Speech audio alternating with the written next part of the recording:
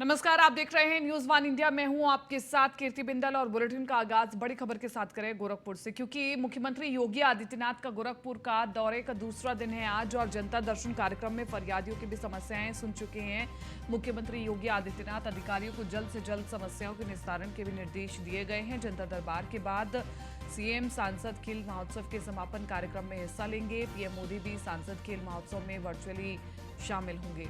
तो बड़ी खबर आपको बता रहे हैं, मुख्यमंत्री योगी आदित्यनाथ गोरखपुर के 2 दिवसीय दौरे पर हैं। जनता दरबार, चूंकि जब भी वो गोरखपुर पहुंचते हैं तो जनता दरबार जरूर लगाते हैं और लोगों की समस्याओं को सुनते हैं।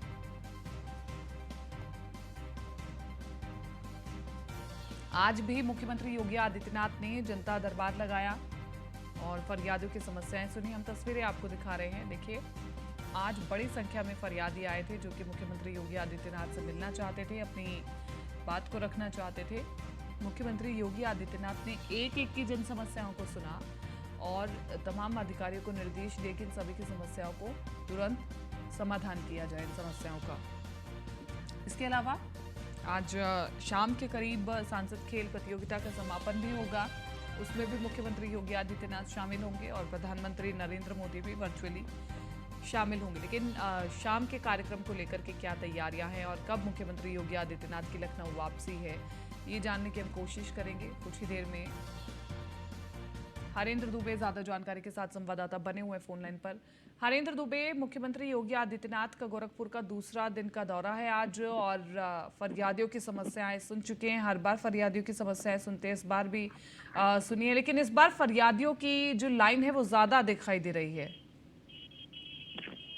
देखिए, जब जब उत्तर प्रदेश के मुख्यमंत्री योगी आदित्यनाथ गोरखपुर आते हैं तो लोगों की आस लगी रहती है कि हम अपनी समस्या को मुख्यमंत्री के सामने रखेंगे।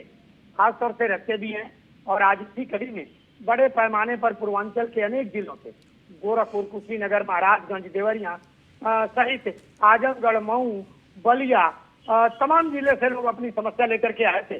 सबसे ज्यादा समस्या मुख्यमंत्री योगी आदित्यनाथ के जनता दरबार में राजस्व विभाग की देखने को मिली है। खासतौर से सभी फरियादियों की फरियाद सुनने के बाद उत्तर प्रदेश के मुख्यमंत्री योगी आदित्यनाथ ने अधिकारियों को ये दिशा निर्देश दिया है कि इनकी समस्या तहसील और थाने और जिले स्तर पर क्यों नहीं निपटाई जा रही है। आज फिर मुख्यमंत्री योगी आदित्यनाथ अधिकारियों पर भड़क उठे और अधिकारियों को सख्त निर्देश दिया है कि जिन जिन लोग जनता दर्शन कार्यक्रम में पहुंचे हैं, इनकी समस्याओं का निस्तारण करने के लिए टीम गठित की जाए और इनकी समस्या का निस्तारण जांच पड़ताल करने के बाद किया जाए। तो खास तौर से आज बड़े पैमाने पर लोग जनता दर्शन कार्यक्रम में पहुंचे थे और मुख्यमंत्री से अपनी समस्या से रूबरू कराया है। ठीक है हरेंद्र, और इसी के साथ साथ ये भी बताएं, मुख्यमंत्री योगी आदित्यनाथ की वापसी कब है लखनऊ की? देखिए, अभी बस चंद समय बाद जिस प्रांगण में हम मौजूद है स्टेडियम में, यहाँ पर संसद खेल स्पर्धा का समापन समारोह में शिरकत करेंगे और उसके बाद यहाँ से लखनऊ के लिए रवाना हो जाएंगे। ठीक है, शुक्रिया तमाम इस जानकारी के लिए और चर्चा के लिए। और इसी के साथ साथ आगे बढ़ रहे हैं, बात करें अगली खबर की। कानपुर देहात कांड में एसआईटी का गठन कर दिया गया है। शासन ने मामले में 2 सदस्यीय एसआईटी गठित की है। ADG zone Kanpur Alok Singh team में शामिल किए गए हैं और कमिश्नर कानपुर राजशेखर भी मामले की जांच करेंगे। 1 सप्ताह में शासन को एसआईटी अपनी रिपोर्ट सौंपेगी। तो इस वक्त की बड़ी खबर हम आपको बता रहे हैं, कानपुर अग्निकांड से जुड़ी हुई सरकार ने कमेटी गठित कर दी है, जिसमें एडीजी जोन के पुलिस अधिकारी मौजूद रहेंगे। कमिश्नर कानपुर राजशेखर भी मामले की जांच करेंगे और 1 सप्ताह के भीतर शासन को एसआईटी अपनी रिपोर्ट भी सौंपेगी। इसके तहत इस रिपोर्ट को बनाने के लिए जहां पर दुर्घटना हुई है वहां पर भी जायजा लेंगे, सीन रिक्रिएशन भी हो सकता है। तो तमाम चीज़ों के माध्यम से रिपोर्ट तैयार की जाएगी और वो सरकार को सौंपी जाएगी। रामजी शर्मा बने हुए ज़्यादा जानकारी के साथ संवाददाता फोन लाइन पर। रामजी शर्मा, एक टीम गठित कर दी गई है।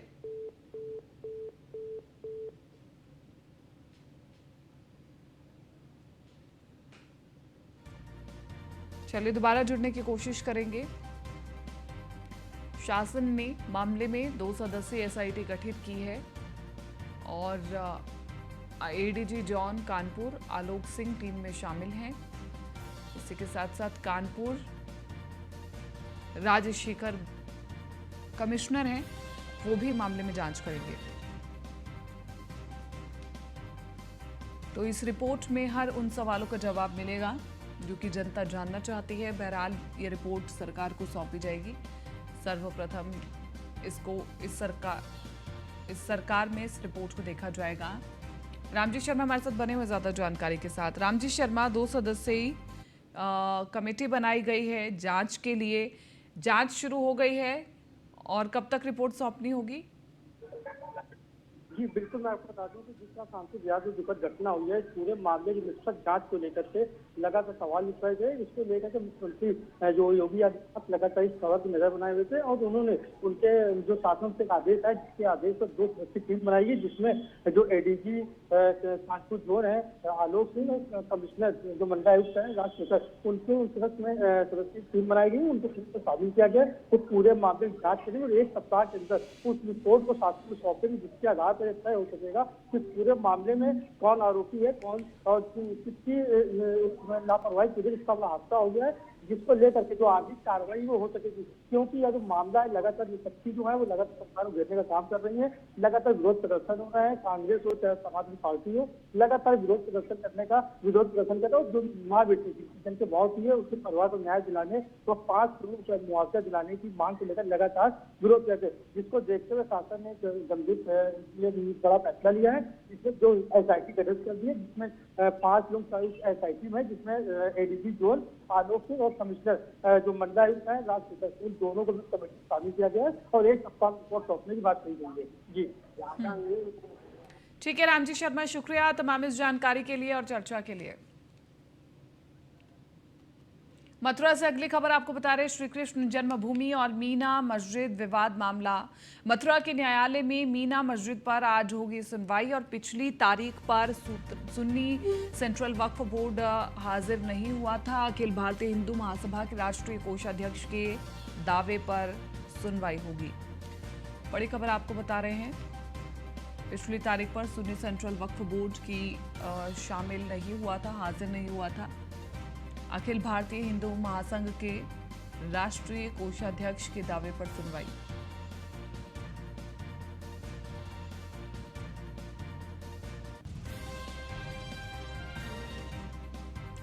तो बड़ी खबर आपको बता रहे हैं, मथुरा में न्यायालय में मीना मस्जिद पर होगी सुनवाई। महेश सिंह ज्यादा जानकारी के साथ संवाददाता मथुरा से बने हुए हैं।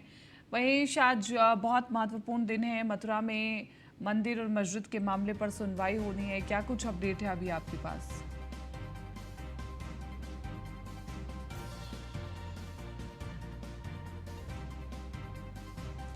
तो चलिए दोबारा से जुड़ने की कोशिश करेंगे। बड़ी खबर आपको बता रहे हैं, पिछली तारीख पर सुन्नी सेंट्रल वक्फ बोर्ड हाजिर नहीं हुआ था, जिसके चलते सुनवाई को टालना पड़ा था और अखिल भारत हिंदू महासभा के राष्ट्रीय कोषाध्यक्ष के दावे पर गुहार लगाई गई है। श्री कृष्ण जन्मभूमि और मीना मस्जिद विवाद का ये पूरा मामला, मथुरा के न्यायालय में मीना मस्जिद पर आज सुनवाई होगी। पिछली तारीख पर सुन्नी सेंट्रल वक्फ बोर्ड हाजिर नहीं हुआ था और अखिल भारतीय हिंदू महासभा के राष्ट्रीय कोषाध्यक्ष के दावे पर सुनवाई।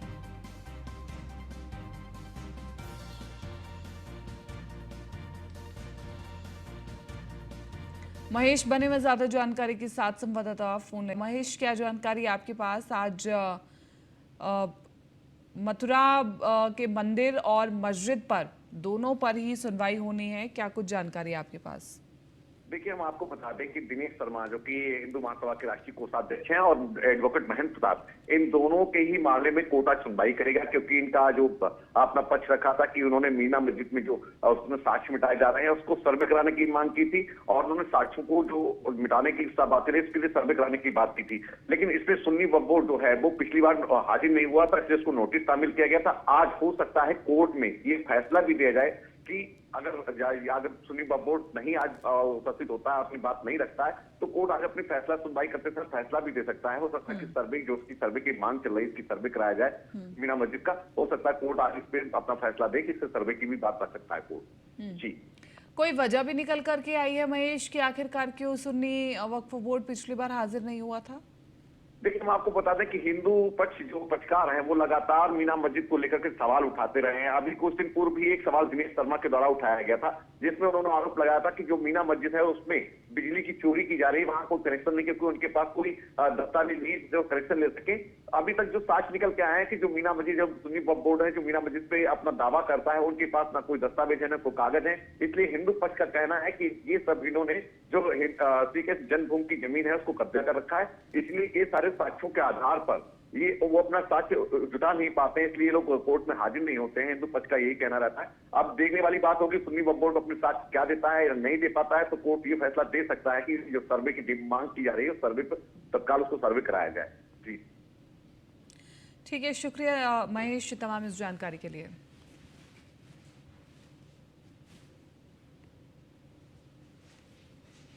और अब चित्रकूट से अगली खबर आपको बता रहे हैं। निखत अंसारी मामले में आज कोर्ट में सुनवाई। लखनऊ के एंटी करप्शन कोर्ट में आज सुनवाई होगी। निखत अंसारी की रिमांड अर्जी पुलिस करेगी पेश और निखत अंसारी फिर डाल सकती है जमानत अर्जी।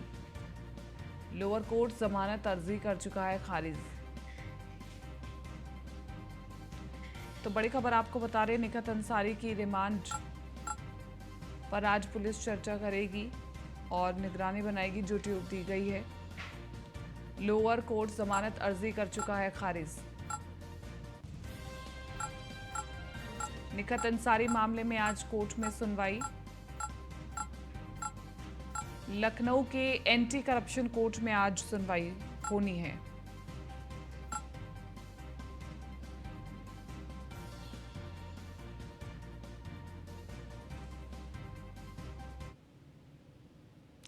चलिए आगे बढ़ रहे हैं। लखनऊ से अगली बड़ी खबर आपको बता देते हैं। यूपी सरकार कराएगी ग्राउंड ब्रेकिंग सेरेमनी। नवंबर 2023 तक ग्राउंड ब्रेकिंग सेरेमनी कराएगी यूपी सरकार।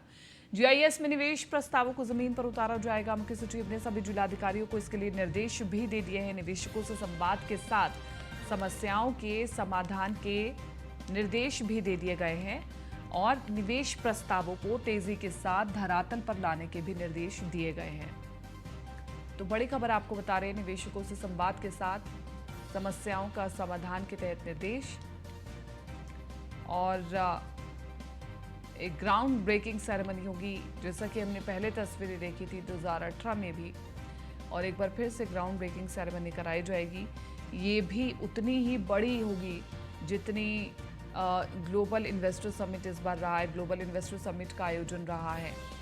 विशेषकर ग्राउंड ब्रेकिंग सेरेमनी का मकसद ही रहता है कि जनता तक पहुंचाया जाए कि किन किन सेक्टर में निवेशकों से पैसा आ रहा है और किन किन सेक्टरों में ये पैसा लगेगा। इसके लिए तमाम मंत्री शामिल होंगे, तमाम कैबिनेट मंत्री शामिल होंगे और विश्व भर में संदेश दिया जाएगा कि उत्तर प्रदेश को जो निवेश मिल रहा है वो इस्तेमाल भी किया जा रहा है। संभवतः ये भी है कि जो पिछले साल हुई थी ग्राउंड ब्रेकिंग सेरेमनी, उसके बारे में भी जानकारी इस ग्राउंड ब्रेकिंग सेरेमनी में दी जाए। लेकिन कुल मिलाकर के मकसद यही है कि जो इस बार ग्लोबल इन्वेस्टर समिट हुआ उसमें कितना निवेश कहां से आया, इसके बारे में भी चर्चा की जाएगी। मुख्य सचिव ने सभी जिलाधिकारियों को निर्देश दे दिए हैं। निवेशकों से संवाद के साथ समस्याओं का समाधान का निर्देश भी दे दिया है। निवेश प्रस्तावों को तेजी के साथ धरातल पर लाने के भी निर्देश दिए गए हैं। एसके वाजपेयी बने हुए ज्यादा जानकारी के साथ संवाददाता फोन लाइन पर। एसके वाजपेयी, एक बार फिर से उत्तर प्रदेश में ग्राउंड ब्रेकिंग सेरेमनी होने वाली है, इसको लेकर के भी तैयारियां शुरू हो गई है, क्या जानकारी आपके पास? बिल्कुल निश्चित तौर पर, क्योंकि अगर हम देखें तो मुख्यमंत्री योगी आदित्यनाथ लगातार कोशिश कर रहे थे कि उत्तर प्रदेश में बड़ा निवेश आए। 10 लाख करोड़ का लक्ष्य था। 33,50,000 करोड़ रुपए के एमओयूज और साथ ही साथ प्रस्ताव उत्तर प्रदेश सरकार के साथ हुए हैं, जिसको लेकर अब उत्तर प्रदेश सरकार लगातार कोशिश कर रही है कि इन प्रस्तावों को धरातल स्तर पर उतारा जाए और धरातल स्तर पर उतारकर कहीं न कहीं जो विपक्ष लगातार सवाल उठा रहा है कि जो निवेश आया वो धरातल पर क्यों नहीं उतरा, उनका जवाब दिया जाए। इसके लिए उत्तर प्रदेश सरकार की तरफ से ग्राउंड ब्रेकिंग सेरेमनी करने की तैयारी की जा रही है। मतलब सीधे तौर पर हम देखें तो ये फरवरी का महीना चल रहा है, 11वें महीने में उत्तर प्रदेश सरकार तैयारी कर रही है कि उत्तर प्रदेश में ग्राउंड ब्रेकिंग सेरेमनी हो, ताकि जो भी ये निवेश के प्रस्ताव और एमओयूज हुए हैं उस पर उत्तर प्रदेश सरकार विस्तृत जानकारी दे सके। साथ ही साथ जो धरातल पर जब निवेश उतरेगा तो उसकी जानकारी ग्राउंड ब्रेकिंग सेरेमनी के जरिए दी जा सके और उन निवेशकों को भी बुलाया जाए जिनका निवेश उत्तर प्रदेश में बड़े पैमाने पर हुआ है। तो निश्चित तौर पर कहीं न कहीं उस आयोजन को लेकर मुख्य सचिव की तरफ से सभी जिलाधिकारियों को निर्देशित किया गया है कि जो भी उनके जिले से जुड़े हुए प्रस्ताव हैं उनको तत्काल क्रियान्वित कराएं। कोई भी प्रस्ताव या फाइल रोकी ना जाए, जो चीजें हैं उनको तेजी के साथ पूरा करें, ताकि ग्राउंड ब्रेकिंग सेरेमनी के दौरान उत्तर प्रदेश सरकार की तरफ से इन निवेश को प्रस्तावों को लेकर एक विस्तृत जानकारी पूरे डॉक्यूमेंट्स के साथ दी जा सके। जी ठीक है, इसके वाजपेयी, शुक्रिया तमाम इस जानकारी के लिए और चर्चा के लिए।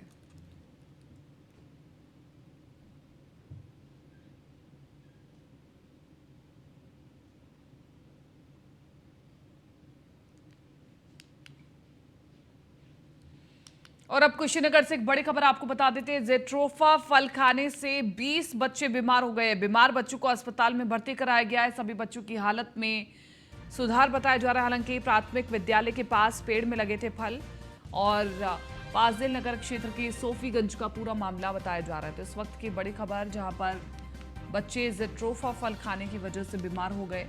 फाजिल नगर क्षेत्र के सोफीगंज का पूरा मामला है।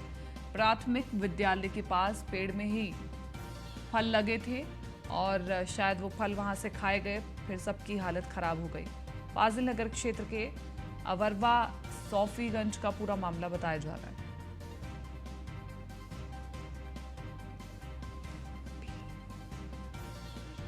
डीके यादव ज्यादा जानकारी के साथ संवाददाता बने हुए फोन लाइन पर। डीके यादव, भी क्या स्थिति है बच्चों की, बताएं। मामला है भाईनगर ब्लॉक के अमरवा सोफीगंज प्राथमिक विद्यालय का, जहाँ पे कल शाम को जो है कि बच्चे पढ़ने के लिए गए थे। हालांकि जो भी बच्चे हैं वो 3 साल से लेकर 10 साल के बताया जा रहा है। वो बच्चे पास के ही एक जेट्रोफा स्टोर था, पेड़ है, उसमें जो है कि वो फल खा लिए, जिसकी वजह से जो है कि लगभग 20 बच्चे बताया जा रहा है। 20 बच्चे बीमार हो गए। हालांकि जो परिजन है उनके और विद्यालय के जो स्टाफ है वो आनंद में उन्हें भाईनगर सीएचसी में भर्ती कराया। इसकी सूचना मिलने पर तुरंत जो है कि जिलाधिकारी के आदेश पर उप जिलाधिकारी कसिया के साथ साथ सीएमओ भी मौके पर पहुंच के और उनका जो है कि कुशल क्षेम जाना, साथ ही उनको इलाज के लिए समुचित व्यवस्था भी कराई गई। और इस समय जो बताया जा रहा है उसमें 2 बच्चे जिला अस्पताल में भर्ती कराए गए, जिनकी हालत थोड़ा नाजुक बताई जा रही है। बाकी के 18 बच्चे हैं, उन्हें अभी इलाज फाइनल सीएचसी में चल रहा है और उनकी ठीक है, शुक्रिया तमाम इस जानकारी के लिए डीके यादव।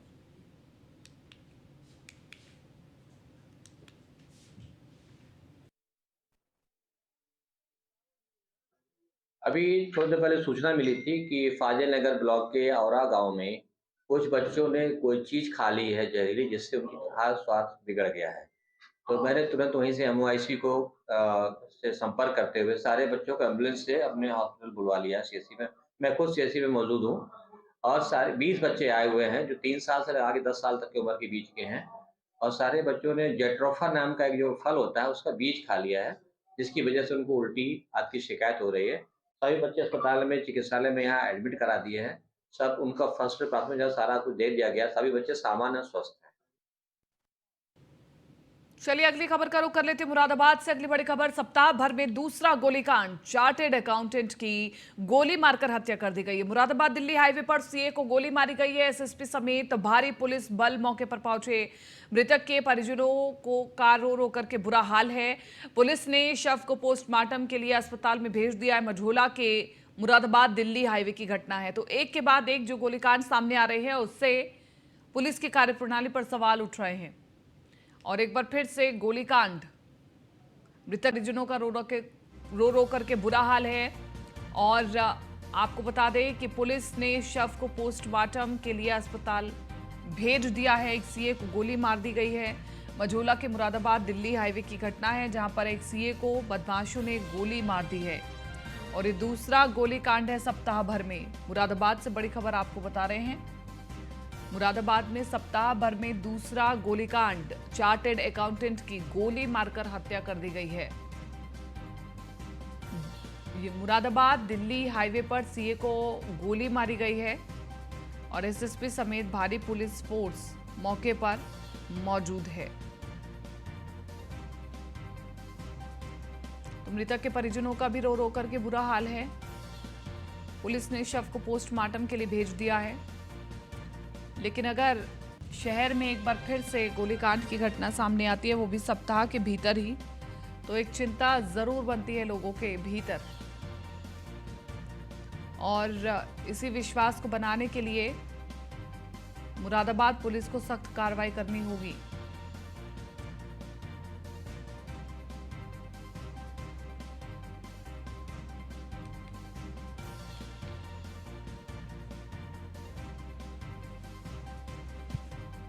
तो एसएसपी समेत भारी पुलिस फोर्स मौके पर पहुंच चुकी है। मृतक के परिजनों का रो रो करके बुरा हाल है। और बांदा से अगली खबर आपको बता रहे, तेज रफ्तार 2 कार टकराने से बड़ा हादसा हुआ। हादसे में 5 लोगों की मौत हो गई, आधा दर्जन लोग घायल बताए जा रहे हैं। मौके पर पहुंची पुलिस ने घायलों को अस्पताल में भेज दिया है। शादी समारोह से घर वापस लौट रहे थे। सुबह लगभग 4 बजे की घटना बताई जा रही है। तो बड़ी खबर आपको बता रहे हैं, मौके पर पहुंची पुलिस ने घायलों को अस्पताल में भर्ती कराया। शादी समारोह से घर वापस लौट रहे थे ये तमाम लोग। सुबह लगभग 4 बजे के करीब यह हादसा बताया जा रहा है। शादी समारोह से घर वापस लौट रहे थे परिजन।